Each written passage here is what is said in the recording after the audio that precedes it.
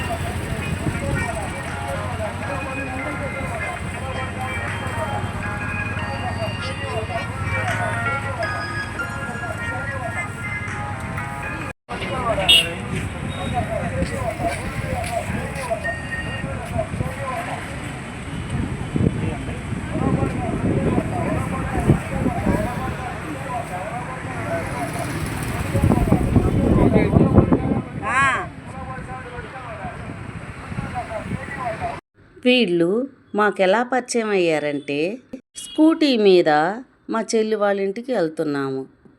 సడన్గా వర్షం బిగినైంది. ఎక్కడి నుంచి ఉందామా అని చూస్తే ఇదిగో ఈ పూరిల్లు కనిపించింది. వెంటనే అటువైపు మా ఆయన తీసుకెళ్ళాడు. ఇక్కడికి తీసుకురాగానే నాకైతే భయం వేసింది. ఏంటి ఇక్కడికి తీసుకొచ్చావంటే, అక్కడ నుంచి ఉన్నారా కాసేపు అన్నారు. తీరా లోపలికి వెళ్తే వీళ్ళిద్దరు మొగుడు పెళ్ళాలు ఉన్నారు. వాళ్ళు మంచమే నుంచి లేచి మమ్మల్ని కూర్చోమని. నాకైతే చాలా బాగా నచ్చేశారు. అందుకే అప్పుడప్పుడు ఇలాగా వచ్చిపోతూ ఉంటాము. కానీ ఒట్టి చేతులతో మాత్రం రాము. ఏదో ఒకటి తీసుకెళ్తుంటే వాళ్ళకి ఎంత ఆనందం వేస్తుందో, వాళ్ళ ఆనందం వాళ్ళ కళ్ళల్లో చూస్తే భలే అనిపించిద్ది. కూర్చోండి వదినా అన్న వరుస కలిపి. అబ్బా, ఆవిడ ఎంత ఆనందపడిపోయిందో చెప్పలేం. వద్దమ్మా, నీ ముందు నేను కూర్చోనులే అని చెప్పి అక్కడున్న గట్టు మీద కూర్చుంది, కానీ మంచం మీద కూర్చోలే. మమ్మల్ని చూసే మంచం వేసి రెడీగా పెట్టింది ఆవిడ.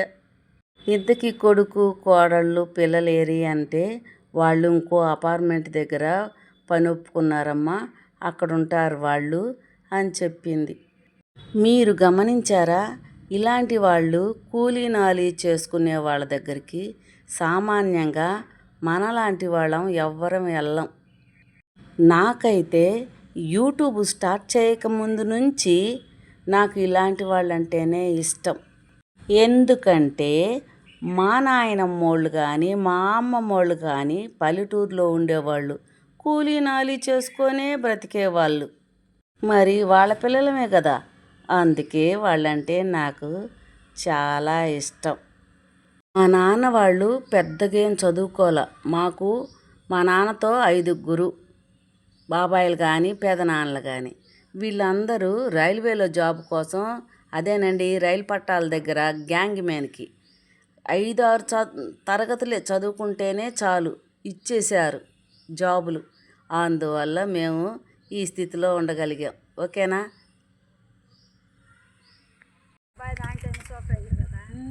మేము కూడా వాచ్మెన్ అక్కడే రాండి అంటే మరి మీ చీకటి ఇప్పుడు అక్కడికి ఒక నెల చూసాం.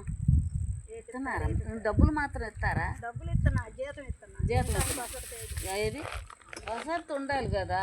వానలు వచ్చినా వరదలు వచ్చినా ఏముంది, అల్లాడిపోవడమే. ఉన్నాంగా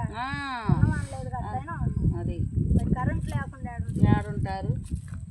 అందుకే కరెంట్ లేదు, పిల్లలు కూడా వస్తున్నారు అడిగారండి. నేను అక్కడ ఉండి చూసా అంతా అనుకొని కాసేపు మాట్లాడదాం.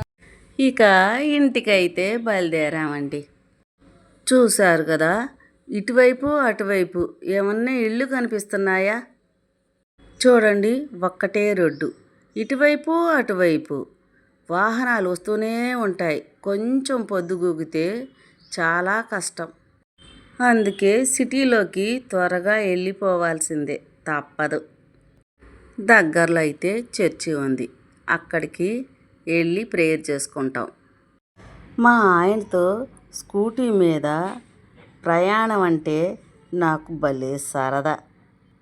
యూట్యూబ్ స్టార్ట్ చేసిన దగ్గర నుంచి మా ఆయనకు కూడా ఒంటరిగా ఎక్కడికైనా వెళ్ళాలంటే ఏందో బోసిపోయినట్టు ఉంటుందంట. నాకు చెప్తున్నారు, నువ్వు లేకపోతే వెనక ఏందో లాగుంది అంటున్నారు. నేనైతే ఎంత హ్యాపీగా ఫీల్ అయిపోయానో. మాకు మాత్రం హాయిగా ఉందనుకోండి. అందులో వాతావరణం చల్లగా ఉంది. నా ఫేస్లో చూశారుగా ఎంత హ్యాపీనెస్.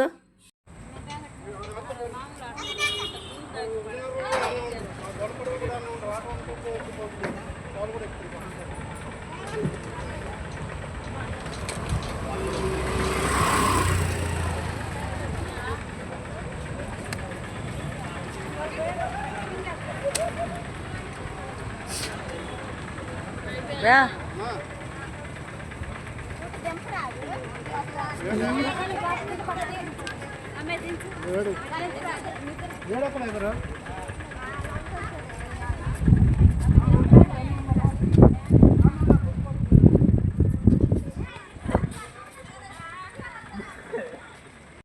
మేము వెళ్ళే దారిలోనే చర్చి. ప్రేయర్ చేసుకోకుండా మాత్రం వెళ్ళమండి. ఇదిగోండి చర్చి, చూసారుగా ఎంత బాగుందో కదా, హాయిగా ఉంటుంది. ఎక్కడైనా ఫ్యాన్లు. లోపలికి వెళ్ళి హాయిగా ప్రేయర్ చేసుకొని ఇక బయటకు వచ్చి ఆరు బయట చల్లగా మంచి గాలి వస్తుంటే హాయిగా కూర్చున్నామండి. చాలామంది దోవన పోయేవాళ్ళు కూడా వచ్చి ప్రేయర్ చేసుకుంటున్నారు. మా చిన్నపిల్లలు అప్పుడు చర్చిలు లేవండి. అప్పట్లో సంక్రాంతి, దసరా అని హిందూ ఆచారాలేగా. ఇప్పుడు చర్చిలు పెద్ద పెద్దవి, అస్సలు ఎంత హాయిగా ఉంటుందో. ఎప్పుడైనా వెళ్ళి ప్రేయర్ చేసుకోవచ్చు మనకి మనశ్శాంతి కోసం. ఓకేనా? నచ్చితే లైక్ చేయండి. Okay, bye.